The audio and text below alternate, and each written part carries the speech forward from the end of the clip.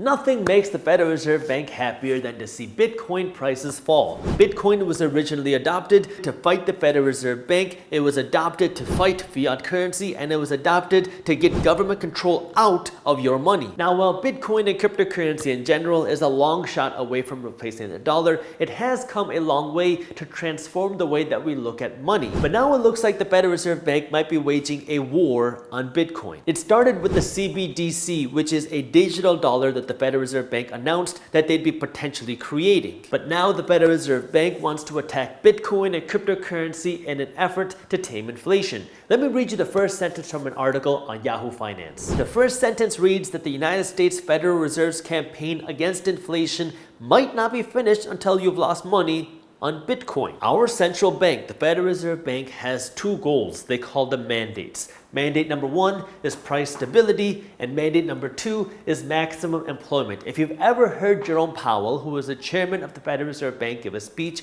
he always talks about these two things. Now, price stability means essentially inflation. When you have high inflation, that reduces price stability because now the price of things keep rising, and that is not very stable. So right now, we are facing a price stability issue, which is what the Federal Reserve Bank is working to fight.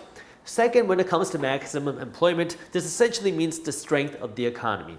In the Federal Reserve Bank's eyes, when people have jobs, it will allow businesses to succeed and prosper, which will help the economy grow. But in order for that to happen, we need people to have jobs, which means we have maximum employment. Right now, according to the Federal Reserve Bank, they have achieved this goal of maximum employment, and they are not worried about this. They are more worried about price stability.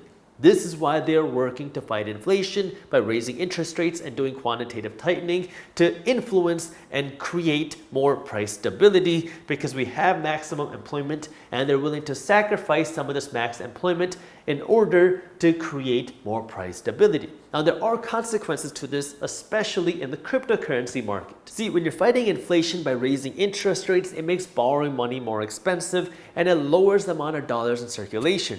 When you have less dollars in circulation, the first asset to get hit are speculative dollars. Because speculative dollars, people will make more speculative investments when there are more free-flowing dollars out there, because now they have the ability to take more risk, because speculative assets by nature take more risk. And so yeah, you can have more potential upside, but it takes more risks, and people are more likely to take more risk when they have more free dollars out there. Well, cryptocurrency, the asset class, is a more speculative investment because it hasn't been around for decades and centuries, like the real estate market and the stock market, the equities market in general. And so cryptocurrency, because it's such a new asset class, is speculative by nature. And then within cryptocurrency, you have assets like Bitcoin, and then you have a whole bunch of meme coins. Some of these meme coins are significantly riskier than something like Bitcoin. Is Bitcoin risky? Yes. It is much more risky because it's a speculative asset, but a meme coin is even riskier than something like Bitcoin. So this is where you have to understand that now when the Federal Reserve Bank is working to fight inflation, that indirectly hurts things like speculative assets like cryptocurrency. And so one way that the Federal Reserve Bank can see that their fight on inflation is working is when they see the price of speculative assets like Bitcoin fall. Here's another quote from the same article. It says, "You want the market to go down, but you got to be careful when that starts to happen, because if you get everybody running for the hills because they're going to be the enemy of the market, you could turn it into a rout." Essentially what this person is saying to the Federal Reserve Bank is, yeah, you want to fight this price instability, but if you fight this price instability too much and you cause markets to go down significantly, like things like the crypto market, well, then that could cause people to turn even more away, causing more of a panic, causing prices to crash even more. Now, this is where, again, the value of your investment is so important, because does this mean that cryptocurrency all is going to go to zero? Potentially, but not very likely. Like, I am an investor in cryptocurrency. I own Bitcoin, I own some Ethereum, and I own a couple of some of the other coins. I don't think cryptocurrency is going to zero. That's why I invest my money in cryptocurrency, but I also don't believe that every cryptocurrency is going to be around forever. I do think that we're going to have more cryptocurrency failures, because there's a lot of cryptocurrencies out there that are pump and dump schemes, or that are scams, or that really have no value.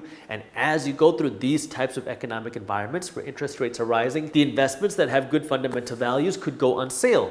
And this is where you have to understand, yes, cryptocurrency is risky, And this is where you have to understand, are you willing to take on that risk? Now, I do want to let you know that an additional factor that you want to be paying attention to, not just as to which asset you're buying, but as to how you're buying the asset is so important, because now when we're going through the slowdown in the economy, when we're going through this interest rate hiking cycle, you're going to see some businesses fail. Some of these might be cryptocurrency exchanges, which means if you're using a cryptocurrency exchange and your cryptocurrency is in that exchange and that exchange goes to zero, even if your cryptocurrency doesn't, your cryptocurrency is gone. This is where you want to make sure that if you are investing in cryptocurrency, you understand the risk, but then you also understand the risks of the cryptocurrency exchange, which is why you want to make sure you do your own research and never blindly listen to a random guy on YouTube. Now, if you are looking for a good cryptocurrency exchange, you can check out our sponsor, FTX US.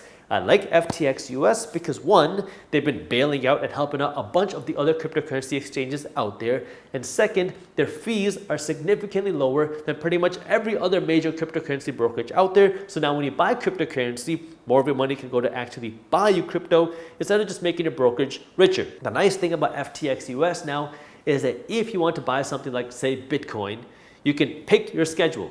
You can do dollar cost averaging, meaning you can buy your cryptocurrency once, or you can buy it once a month, you can buy it once a week, or you can buy it once a day. I buy cryptocurrency every single day in small increments because I don't want to pay attention to what's going on in the market. I buy a little bit of the cryptocurrencies that I want to own every single day, and this happens whether the market is up or down, because when I invest in cryptocurrency like Bitcoin and all of my other investments, I'm not investing in it for 6 months or a year. I'm looking at least 10 years down the road. So I don't really care what's happening in these small day-to-day swings. Now, if you are interested in FTX US, you might like to know that now not only can you trade NFTs and cryptocurrency, but now you can also trade stocks right off of their platform. And because you are a Minority Mindset fan, they're giving you some free cryptocurrency when you use my referral link down in the description below, and then you enter in the referral code MINORITY. If you do those two things, you use my link down in the description and enter in the referral code MINORITY, and then you trade $100 worth of crypto on their app, they will also reward you with some free crypto.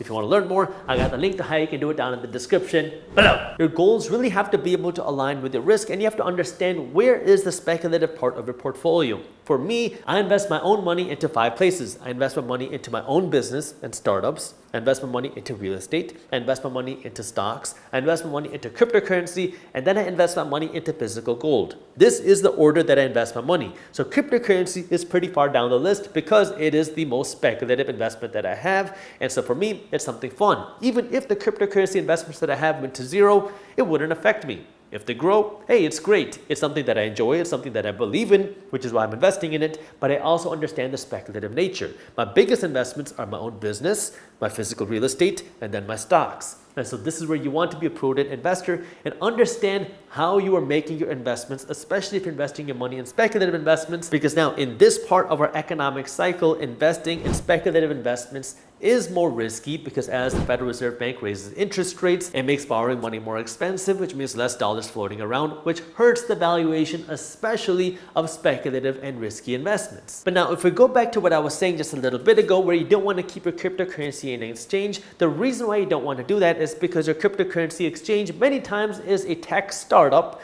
that had this very large valuation in the last couple of years that is now starting to struggle as a result of these higher interest rates. Because as interest rates go up, well, the valuation of startups, speculative investments, go down. One of these speculative investments is cryptocurrency, the other is startups. So many of these startups are the platforms and exchanges that allow you to invest in cryptocurrency. And if these startups are struggling and they can't acquire more funding because it's more expensive to borrow money, well, then that means they might lock your cryptocurrency into the exchange if they start to struggle. We've seen that happen before. Celsius is one of those firms that has tied up billions of dollars worth of cryptocurrency, and then they filed for bankruptcy because they couldn't keep fulfilling all of their debts. And now they're trying to figure out what are they going to do. And so if you have money tied up in one of these firms like Celsius, well, it's going to be very difficult for you to get your money back. Yet another firm like Voyager, where the exact same thing happened. They were a big brokerage and now people's money is tied up there. And it's very unfortunate because you have people like Magnolia who invested $1 million into the Voyager brokerage before they went bust. And this was not only her life savings, but also her children's college investment fund. She put this money into the account thinking that it's going to be safe, that it'll continue to grow forever risk-free, And then when Celsius closed their doors, not only did she lose her retirement fund, she also lost her children's college fund, and now she's stuck. This is where, again, being able to understand risk versus reward. Is there potential reward? Absolutely. Is there risk? Absolutely. And you want to make sure that you can balance your risk and reward and understand that if you were to lose your investment or were to go to zero, how much would it affect you? Look, there is a difference between the cryptocurrency exchange and the cryptocurrency itself. I think the cryptocurrency exchanges in many cases are riskier than some of the strong cryptocurrencies themselves. This is where if you're trying to hold on to your cryptocurrency for the long term, the safer way to hold on to it is in a wallet that's outside of the exchange. Ideally, a cold wallet. This is a physical USB drive where you take your cryptocurrency, put it into this USB drive, and then put it somewhere safe where nobody else knows that way now your cryptocurrency is off the internet and now it's protected because it's on this USB drive. Or if it's not in the USB drive, at the very least, put it into a hot wallet where if your money is not off the internet, it's on the internet, but in a wallet, so it's more protected than keeping your money on an exchange. So you have to, if you want to keep your cryptocurrency safe, you want to put it out of the exchange and put it into a wallet. That way you can keep your cryptocurrency investment safe. The next 18 months from now through the end of 2023 are going to be very volatile times, not just because we're seeing our economy slow down, not just because we're seeing the Federal Reserve Bank here start to raise interest rates, but because of what's happening around the world, where we're seeing countries like China and countries in Europe really starting to struggle. These things are going to affect us. We live in a globalized economy, and this is where you have to understand that we have a period of pain ahead of us. And this is where you got to understand cryptocurrency is a speculative investment. Speculative investments are the ones that get hit the first. Some will go to zero. If it can withstand this test, then there's more opportunity for upside in the future. But this is where if you are investing your money in cryptocurrency, you want to understand the fundamentals and understand why you're investing your money into a particular cryptocurrency, but also understand the risk. So you have to be able to manage this juggling act. And the best thing that you can do is just understand if you were to invest this money and it were to go to zero, what would happen? Would you be okay? If yes, then okay. If not, then you want to really reconsider if this is the right investment for you or not, because a good piece of advice when it comes to investing your money is never invest more than you're willing to lose. And that's especially true when we're talking about speculative investments. I invest my money in cryptocurrency, but it's a piece of my portfolio. I have many other stable investments within my portfolio, which are much less risky because I believe in the long-term value of these.